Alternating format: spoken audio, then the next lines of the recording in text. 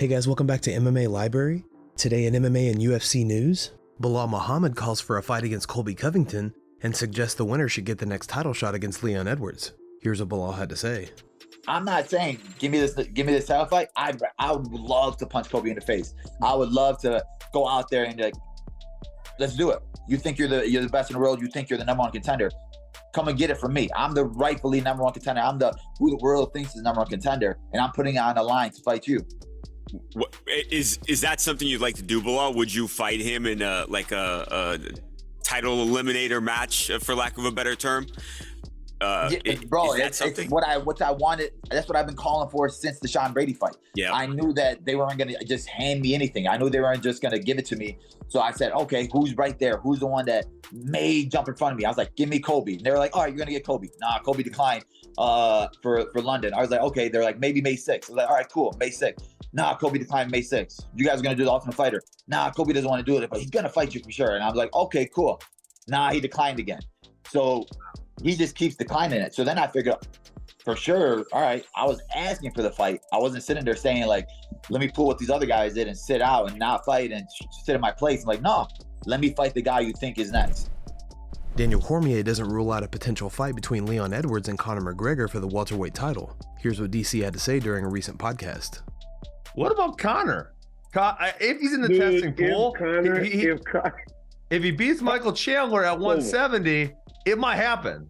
The only problem with that is Conor will get a title fight. If he beats Michael Chandler, he's getting a title fight. It's 2 fights away, though, because it's kind of a long ways away still. Yeah, because he has to.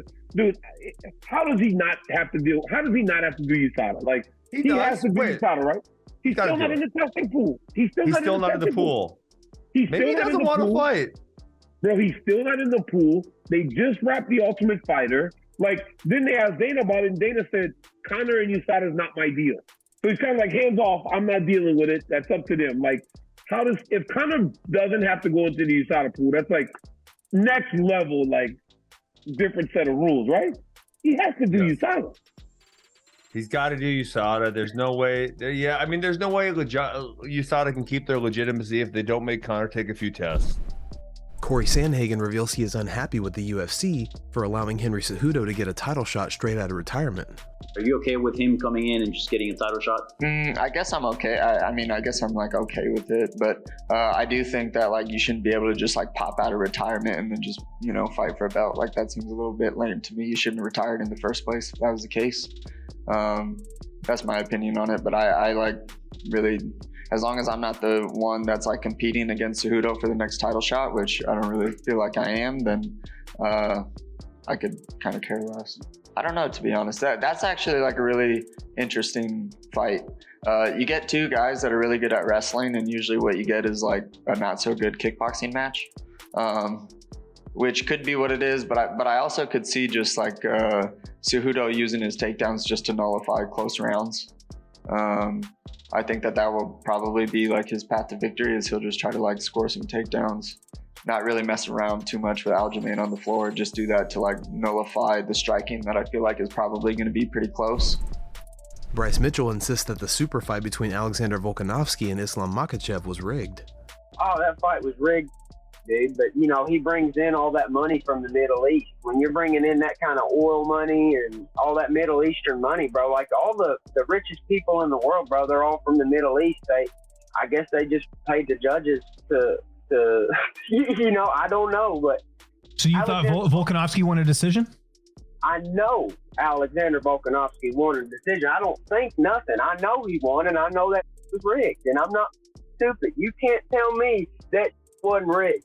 I'm not buying it. You can pay them judges whatever you want to pay them. I know Alexander Volkanovski won that fight. And it looks like Volkanovski's going to fight Yair Rodriguez next for the, obviously Rodriguez won the interim title. Do you see Volkanovski defeating him, or do you think Yair can get it done? I do think that Volk, he fights a little bit just smarter. I don't think he's as athletic and as fast and hits as hard and fast, but I think he fights very smart, and he might get Yair tired, a little bit more tired in the later rounds, and I think that's how Volk could win that fight.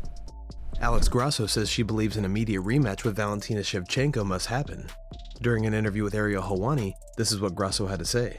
I hope so. I hope so. She asked for that, and yeah, I would love to fight again with her. I know that she's, like I said, I know that she's super competitive.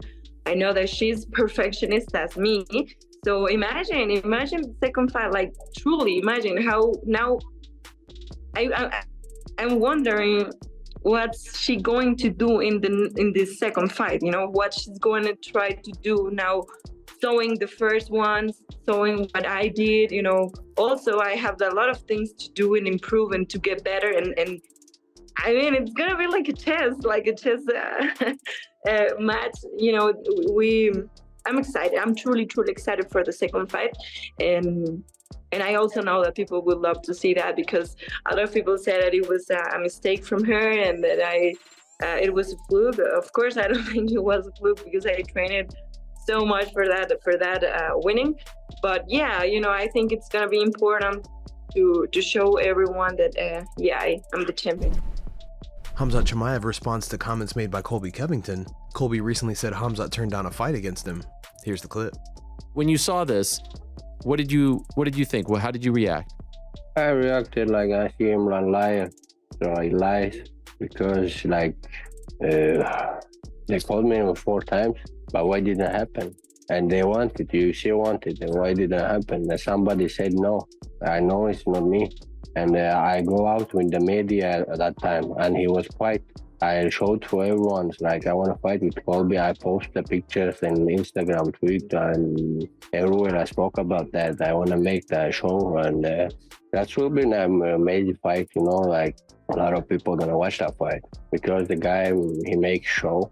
And yeah, but people don't like him because he lied too much, but still he's a fighter.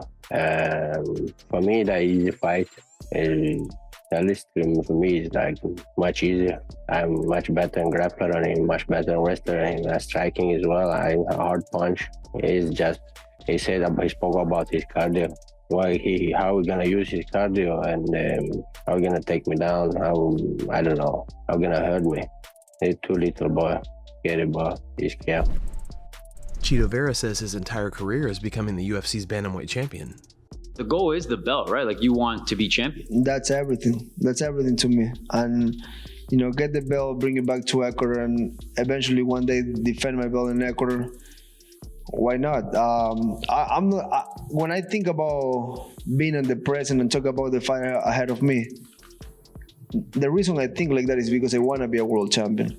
I mean, I don't want to get off the route. Doesn't matter where I am, doesn't matter who I become, doesn't matter how much money I make.